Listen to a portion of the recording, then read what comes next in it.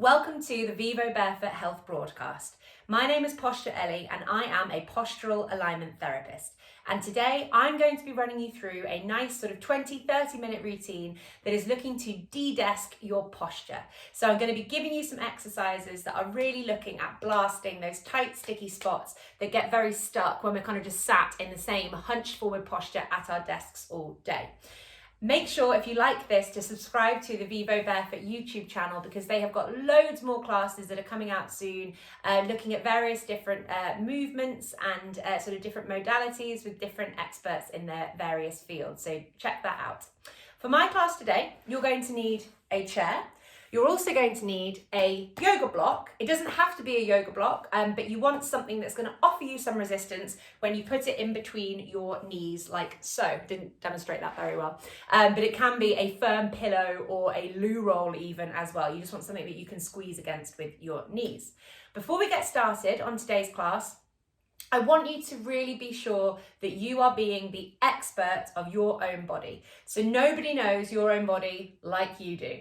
And you need to make sure that you are working within the limits of what it can do currently. So this is going to look wildly different for everybody, and it all just depends on how much function you have within the muscles in your body. So in today's class, I'm going to be looking at waking up muscles that you didn't know existed, giving you maybe an extreme stretch, a wobble, a cramp, muscular fatigue. All of that stuff is positive signs of good hard work. If any of the exercises that I do today make you feel worse in the way that you normally experience pain, don't do the exercise or kind of stop the exercise. So if you normally have shoulder pain and one of the exercises makes your shoulder pain feel worse, stop the exercise. If you normally get knee pain and the exercise makes your knee pain feel worse, stop the exercise. However, if you feel your hip waking up in a new way, or your foot cramping, or your shoulder working in a new way, that's often a sign that you have woken up a dysfunctional part of your body. So don't expect this to be easy, but it shouldn't be painful. So this is a generic routine for everybody that is watching this, and what suits your body might not suit the person next to you. So you have to listen to what your body is telling you and never wrestle through pain. It's never going to get you out of pain. So don't do that. Okay, let's get started, and I've got my trusty stopwatch so that my terrible counting, we're not relying on that, we've actually got something legitimate with a time on it. So you're going to come to your chair to start with, and I'm going to walk you through a little bit about kind of sitting posture and what I would generally advise people to do before we start moving on to our first exercise. So for our sitting posture, and for the sake of these exercises anyway, I really want you to have a think about what your pelvis is doing. So most people, when they sit on a chair, their pelvis tilts backwards into flexion, their spine then rounds into flexion, and there is hardly any muscular demand through the body. So we start wearing away at the lower back or the hips or the pelvis or whatever it might be because there's nothing switching on here. So what I want you to do is I want you to imagine that you've got somebody in the bottom of your spine, at the top of the sacrum, which is the kind of triangular platy bit at the bottom of your spine, pushing you forwards from the pelvis. So this is nothing about your shoulders, it's the pelvis pivoting forwards. So you're going to kind of get used to this pelvic flexion, pelvic extension. And like I said, pelvic extension is not squeezing the shoulders back and tilting the rib cage up. I'll come back to that in a second to kind of walk you through that, but just make sure it's the pelvis tilting forwards and nothing else for the time being. You are looking at having your ankles directly underneath your knees from the side view at this 90-degree angle. And as you look down your legs, you're looking for a straight line from the center of your hips, the center of your knees, the center of your ankles, and the center of your toes.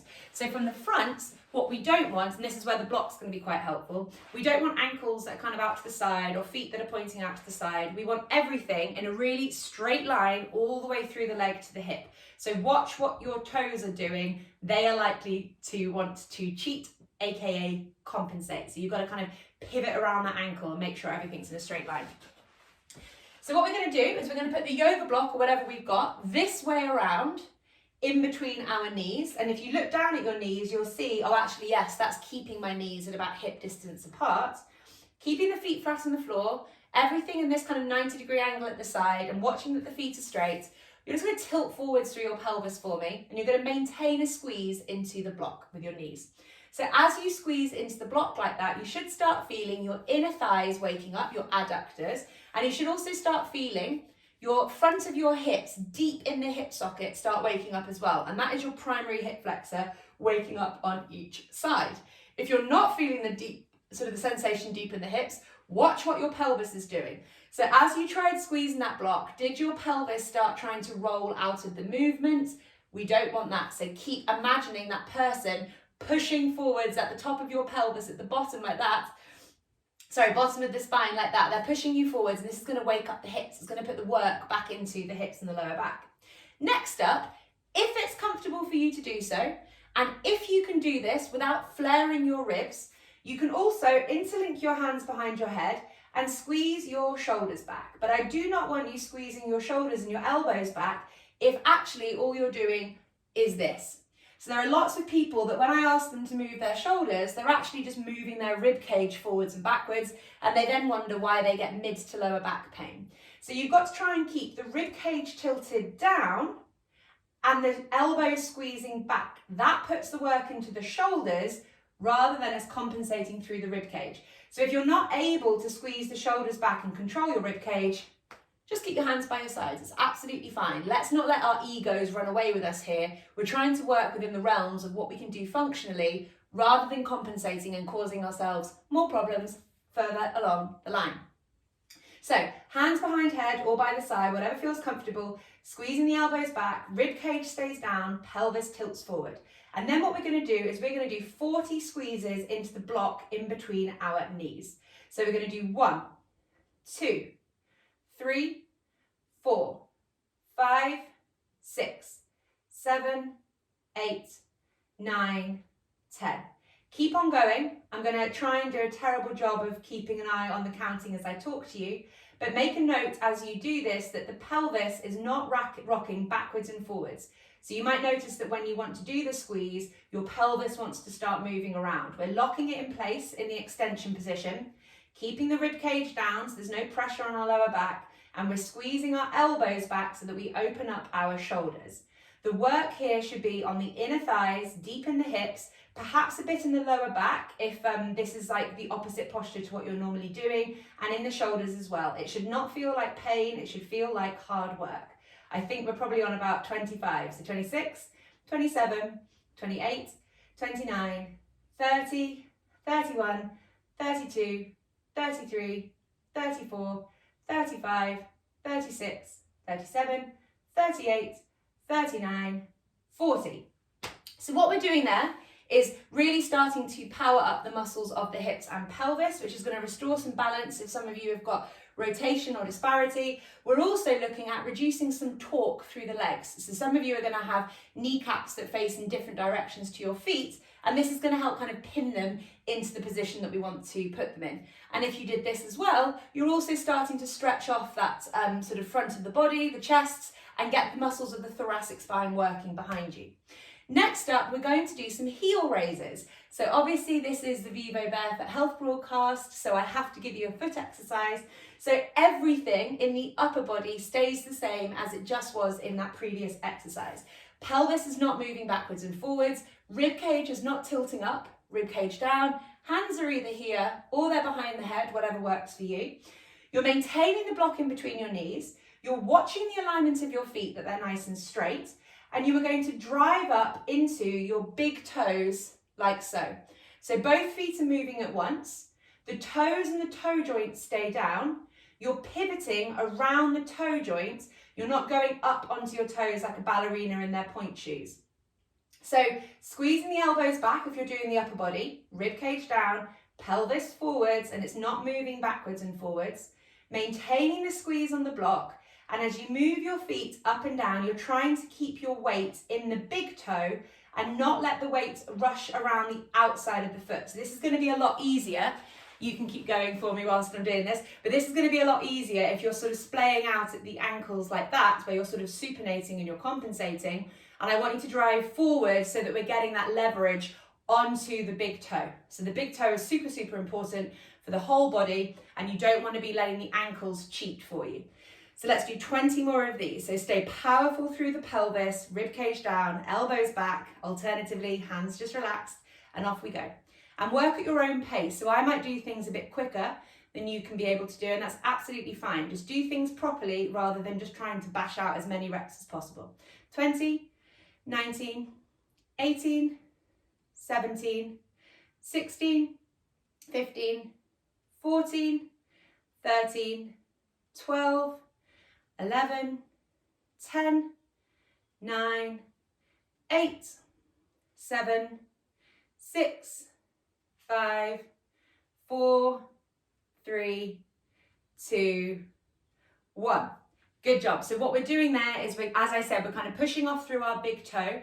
We're activating this kind of kinetic chain that connects the feet to the hips. And you also should have been feeling a good old burn in the front of the hips again because of what the block was doing, but also because of what your feet are doing, because surprise, surprise, the feet and the hips talk to each other when we are moving. So they're both very important.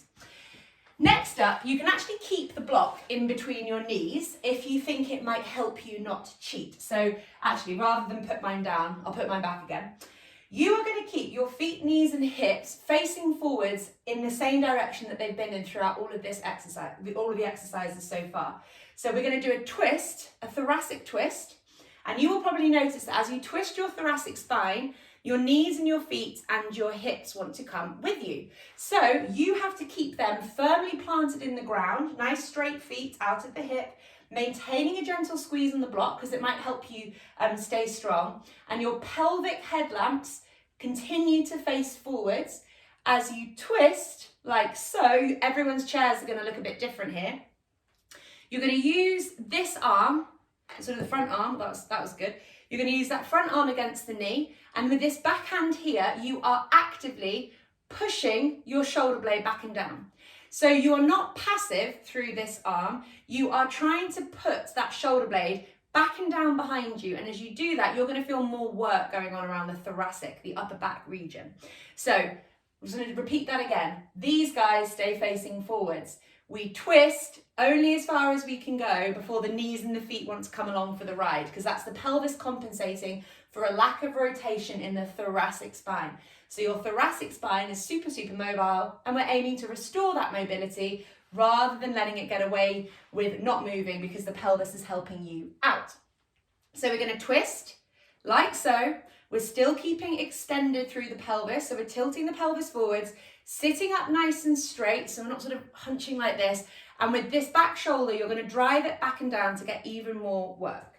Remember to breathe. Oh, it's a nice click in my back. I'm like being my own chiropractor. Remember to breathe and keep driving forwards with this leg here so that your legs don't go with you on the twist. I've set the timer. Off we go. Sitting up straight, active through the back shoulder, really pulling it back and down, taking your head as far as it can do comfortably, not taking the legs with you, and remember to breathe. So breathing deeply in and out of your nose, sending your breath to your belly, your lower back, the sides of your torso. We're trying to get this like 360-degree breath rather than just being always in our chest. We need to use our diaphragm and we need to use the muscles of the torso for breathing. We've got another just over 15 seconds left here. So really enjoy this exercise. Don't push yourself too far, but you are finding your edge. So you're always looking for what more can I do to create a little bit harder work. And if it feels too easy, you're probably doing something wrong. 3, 2, 1. I'm going to swap sides. I'm not going to move my chair to face the opposite direction. Make a mental note of which side feels harder, because that's showing you this imbalance in your body. So we're looking for both sides of your body to be able to do the same thing from side to side. So I'm setting the timer now, watching that the knees don't go with you, using that back arm to push the shoulder blade actively back and down behind, facing forward with the pelvis, knees and feet, remembering to breathe and also tilting forwards through the pelvis to keep the pelvis in extension, and sitting up nice and tall as if there's a golden thread at the top of your head pulling you towards the sky. And off we go. And probably the biggest thing that's likely to cheat is the knee that is closest to the way that you are twisting your body. It's going to want to come along for the ride. So keep pushing it forwards to get the work happening in the kind of the rib cage area and not just losing its momentum through the pelvis. We've got just over 15 seconds left. So my right side is much tighter than my left. 5, 4, 3, 2, 1. Oh, I love that one. So thoracic twists, super, super important range of movements to keep working on. Next up, we're going to stand up. So we've been in our chair for a few exercises. We've done a few things to our sort of hips and our pelvis. And now we're going to look at, well, we're going to continue looking at the hips and pelvis, but we're going to have a bit more of a think about our legs as well. So we're going to do something called assisted runner's stretch. And for assisted runner's stretch, you're going to come to the floor and you're pretending to be Usain Bolt before you stand back up again. So I've got my left foot in front of my right knee. My left ankle is touching my right knee and everything is in a super straight line. So as you look down, you're thinking, are my left toes wider than my left ankle? Or am I imagining I'm on a tightrope and everything is running through the center of the tightrope? You're going to straighten your legs. So that's about the right distance when you come up like that. That's about the right distance between both of the feet. And you're really pinning down through that back ankle. So you might notice that the ankle wants to lift up. If you're really tight down the backs of your legs, you might not be able to straighten the leg. If that's the case, find a position where you can ground down through that back ankle. You're going to look down at your feet again and think, am I on that invisible tightrope, or is my back foot are the toes twisting out wider than the ankle? Is everything truly straight? The most important thing in this exercise is not what your upper body is doing. So it's not about how far forward you come in your upper body, it's about what your pelvis is doing. So for many people, they are so kind of weak in their hips that they can't extend their pelvis, and they can straighten their legs out, but can you see here that I'm tucked under in my pelvis and rounded through my spine? So I'm straightening my legs, but I'm actually not getting a hamstring stretch at all because I haven't changed my pelvic position from what it had been doing when I was sat in my chair. So what we're going to do is bend our knees, tilt the pelvis forward, and it's exactly the same movement that you've just done on your chair. It's this movement here through the pelvis, and without losing that pelvic tilt, you're going to engage your quads, your thigh muscles, and try and straighten your legs. But you might notice that as you straighten your legs, you then start tucking the pelvis under and you round through the spine.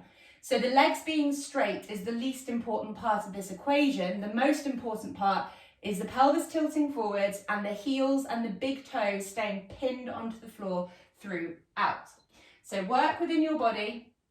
Straighten your legs. You might have them a little bit bent, that's fine. Squeeze the quads to create the knee extension, and you're finding the position that works for you. So you can see here I've still got this this dip in my lower back because my pelvis is an extension.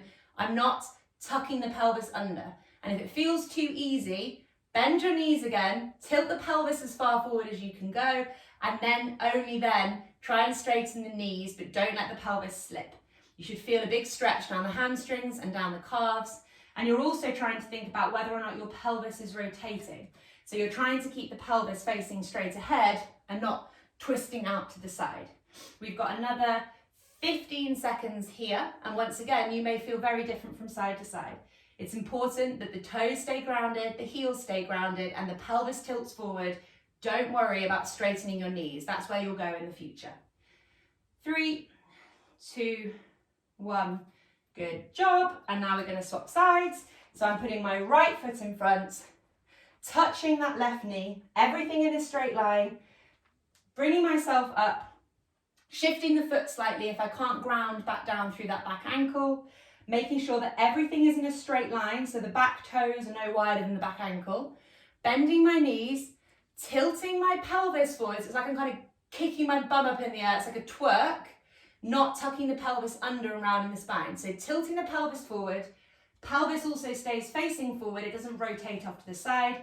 I squeeze my quads and then I straighten my leg, and I only straighten my legs as far as they can go without losing the pelvic position.